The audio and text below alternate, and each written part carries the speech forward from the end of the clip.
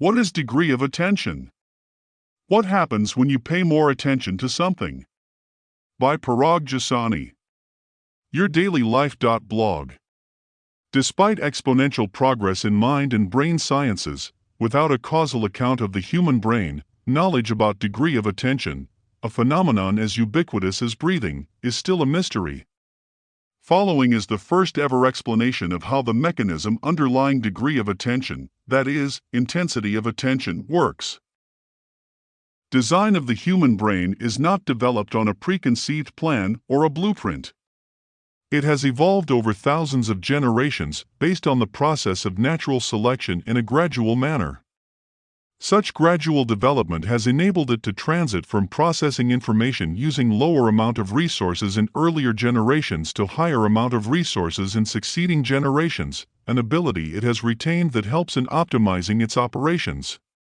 In detail, according to an estimate, our brain can store 1 petabyte of information.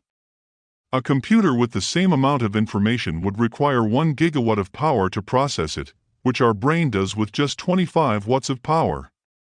Such optimization is a result of the optimizing aspect of natural selection. One of the many ways it optimizes its operations is by using a mechanism I call rescaling mechanism, which is designed to give more attention to significant interactions and vice versa.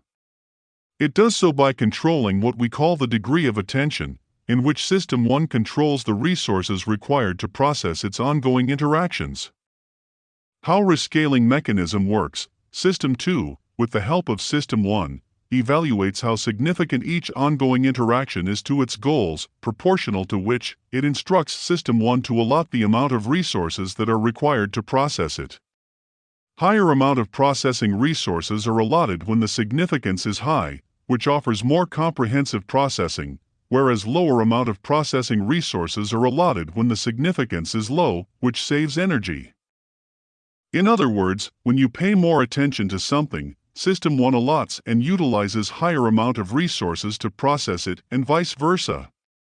It's like having a digital camera with, for example, a 5-megapixel sensor that is capable of steplessly scaling up to 20-megapixel sensor or scaling down to 2-megapixel sensor on demand.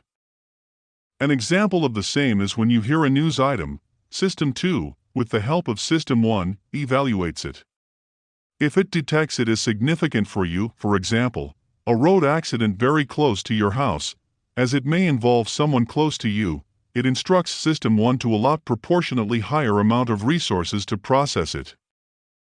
Along with allotting higher amount of processing resources for more comprehensive thought processing, System 1 also allows higher amount of visual data to fall on the retina for more comprehensive visual processing by dilating pupils of our eyes, that is, making our pupils larger. As pupil dilation does not consume much energy, and as requirement of comprehensive visual processing may spontaneously arise at any time during an interaction, they are hardwired to dilate as a reflex in proportion to the processing resources allotted for thought processing, whether vision is involved in the interaction or not. When you are involved in comprehensive thinking like deliberating between multiple options, for example, negotiating a business deal, focusing on the subject of interest, for example, attending to someone you love, etc., the reflexively dilating pupils of your eyes act as a window to your mind. To summarize, when your brain detects something of high significance, it allots proportionally higher amount of resources to process it, offering more comprehensive processing and thus better capability to interact with something that is significant to you.